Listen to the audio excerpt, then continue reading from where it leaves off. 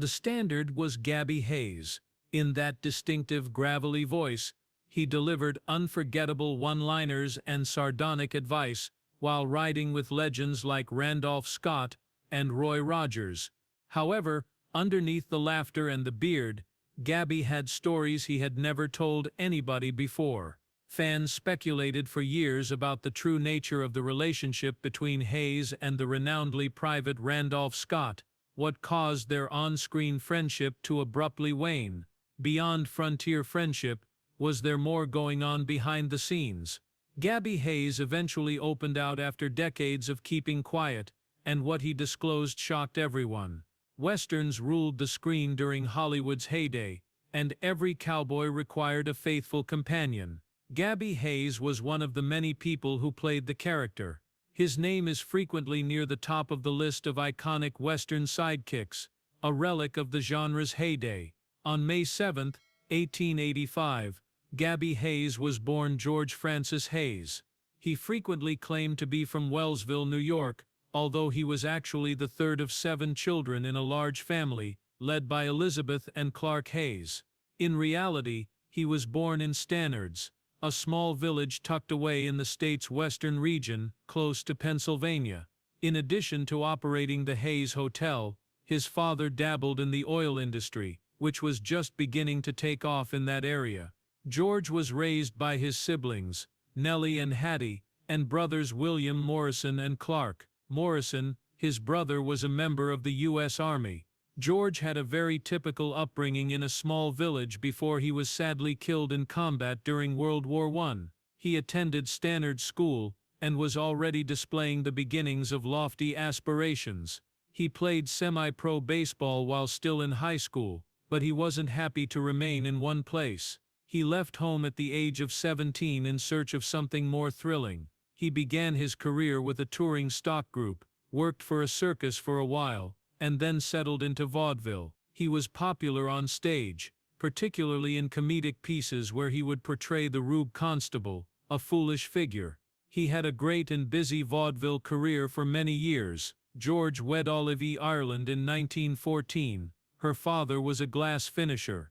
Olive entered the entertainment industry rather than remaining on the sidelines. Under the stage name Dorothy Earle, she performed with her husband. To be clear, she was not the same Dorothy Earle, who was an actress and writer in the film industry. When 1928 finally arrived, George was doing well enough to take an early retirement. He and Olive believed they could finally unwind after settling into a house in Baldwin, Long Island. George, like many others, lost everything when the Great Depression struck. In the stock market crash of 1929, their retirement plans vanished in an instant. Olive had a new notion at that point. She encouraged George to try his hand at film acting. Together they packed up their belongings and made the bold decision to travel west to Los Angeles. Hayes arrived in Hollywood just as the silent cinema era was coming to an end when he relocated to Los Angeles. He began by gathering all he could find, including background characters, bit pieces, and little parts. At first, nothing significant. However, he soon had a fortunate encounter with Trem Carr, a producer. Carr noticed something in Hayes's expression. Then, over the course of the following 6 years, Carr had cast him in about 30 movies. Hayes portrayed a wide range of characters in the beginning, including villains. He would occasionally even appear in the same film as 2 distinct characters. However, he truly found his calling in westerns. Serial westerns were at their height during that time, with the same characters and sidekicks appearing in every movie.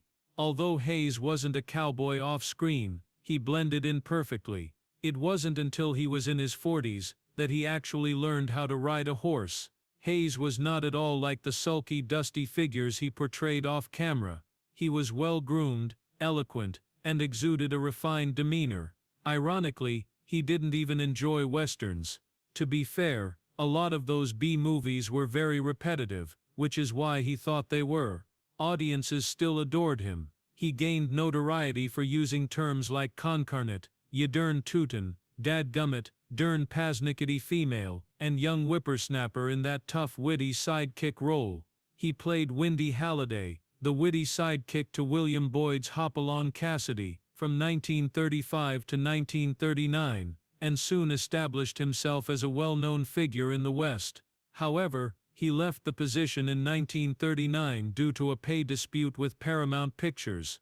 But he didn't remain silent for long. He made a crucial decision to join Republic Pictures the same year. There was only one problem: continued to go by Windy Halliday. Republic changed his name to Gabby Whitaker as a result, just a different name for the same endearing sidekick and crusty attitude. Riding with Roy Rogers, he made his debut under the new brand at Southwood Ho.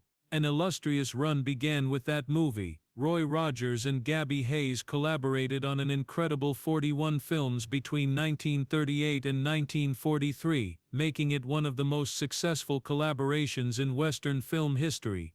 The screen was illuminated by their chemistry.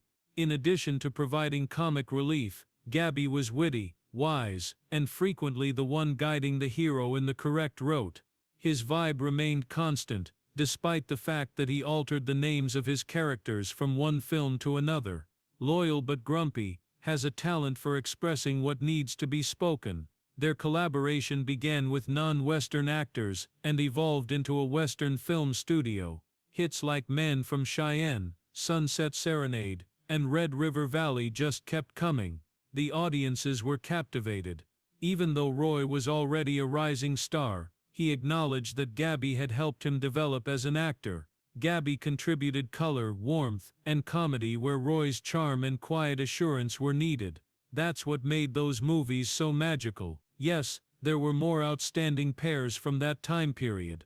Before his stint with Rogers, Gabby Hayes was one of a number of sidekicks on William Boyd's Hopalong Cassidy, while Gene Autry and Smiley Burnett added a musical edge to the Cowboy formula. However, none possessed the Rogers-Hayes team's emotional appeal or consistency. They were more than simply stars. They were consoling, especially during difficult times. Watching their films was like catching up with old acquaintances. They served as a reminder that no matter how difficult things became, good would always prevail. Hayes played the role of the reliable sidekick for a large portion of his career, and he rode beside some of the greatest Western aristocracy. He and Randolph Scott worked together on 6 movies, including Bad Man's Territory, 1946, one of their most notable joint ventures. Now, subtlety wasn't precisely the goal of Bad Man's Territory. Using every notorious criminal the screenwriters could locate, this black and white B-Western attempted to attract attention. They were present, including Sam Bass, Belle Starr, the Dalton Gang, and Jesse James. Randolph Scott portrayed a refined Texas sheriff who was on a quest to tame the untamed borderlands and include them into the Oklahoma Territory.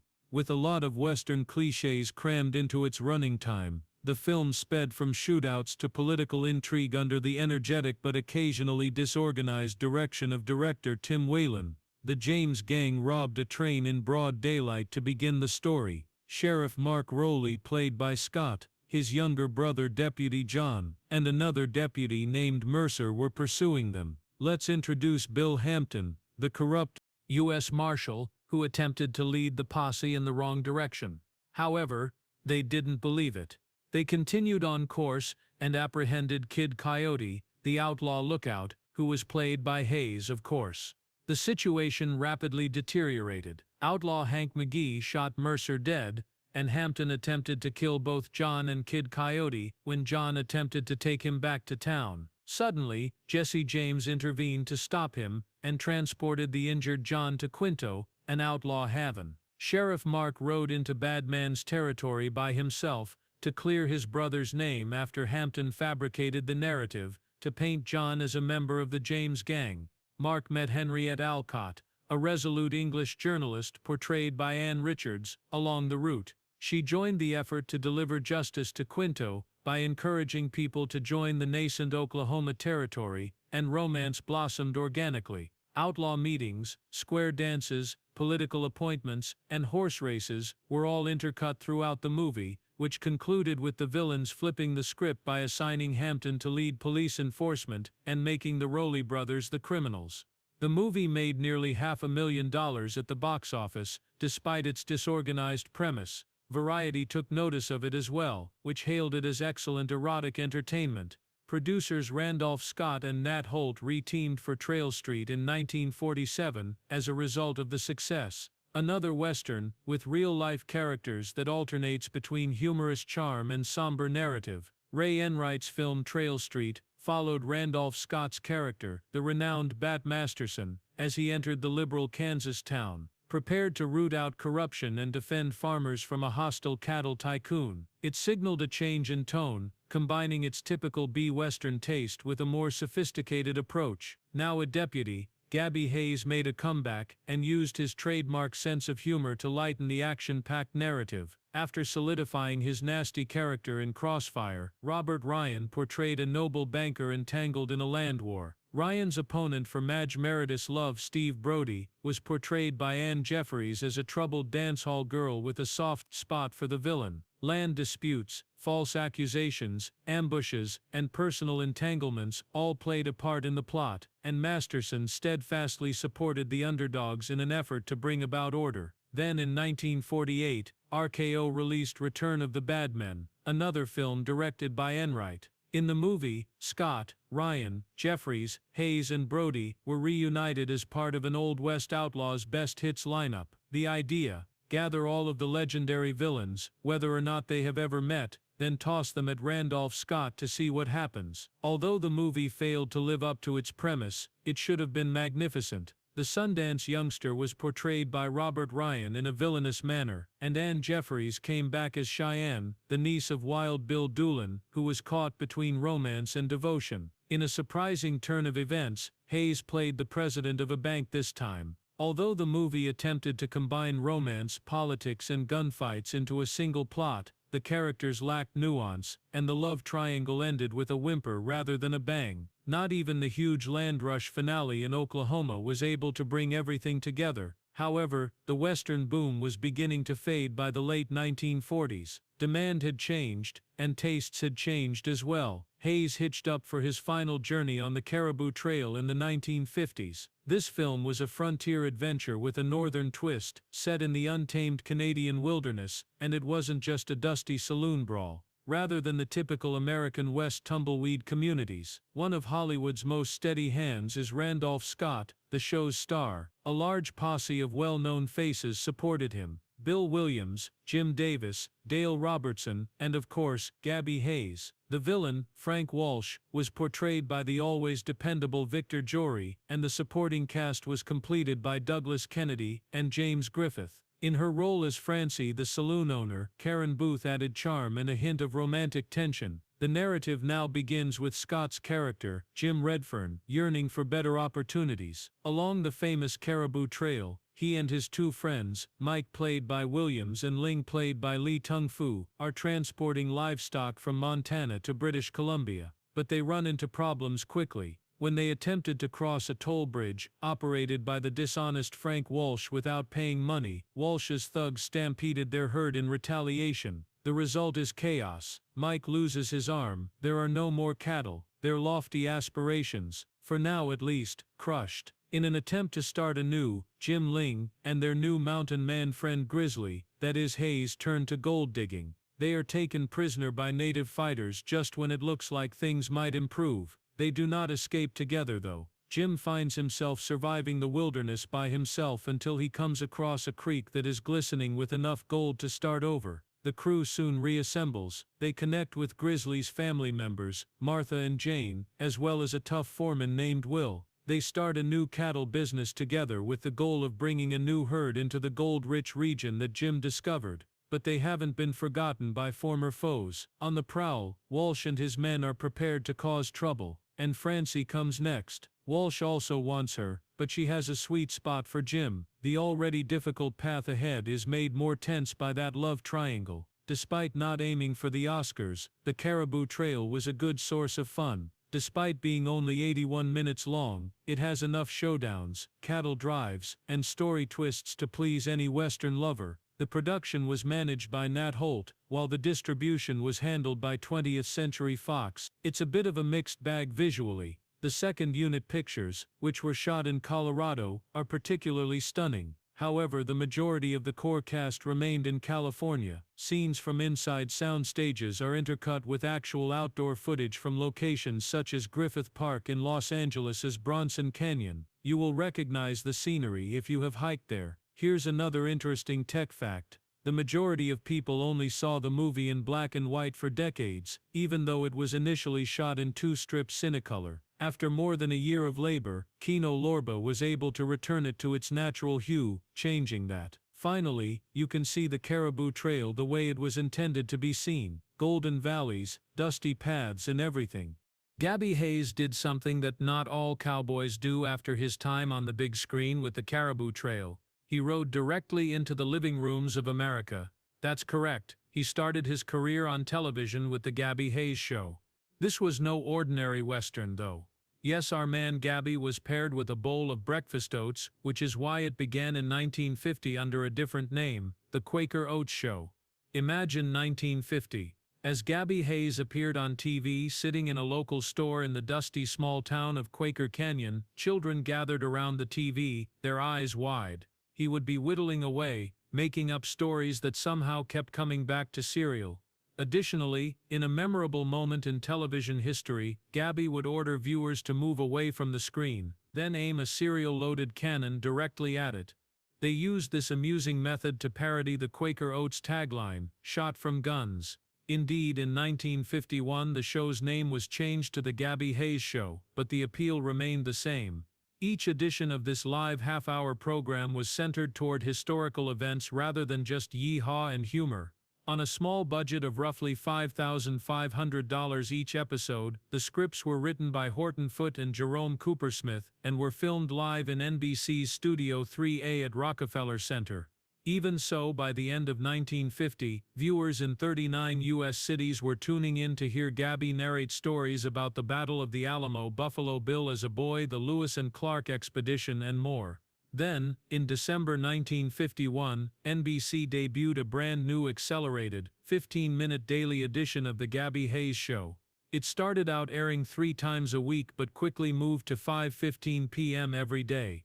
The structure: Gabby would narrate these amusing tall tales about his fictional crazy family, intercut with clips from vintage B-westerns. The show was so brief that they would spread out a single film over a week, and every time you thought it was finished, Gabby would come up with another amazing story. Rising talents like Betty Gard as Belle Starr and Ross Martin as Wyatt Earp were on the show in early 1952. Due to the intricacies of television schedules, Gabby's show's Sunday edition was canceled by January 27, 1952. The weekday version, however, was still effective.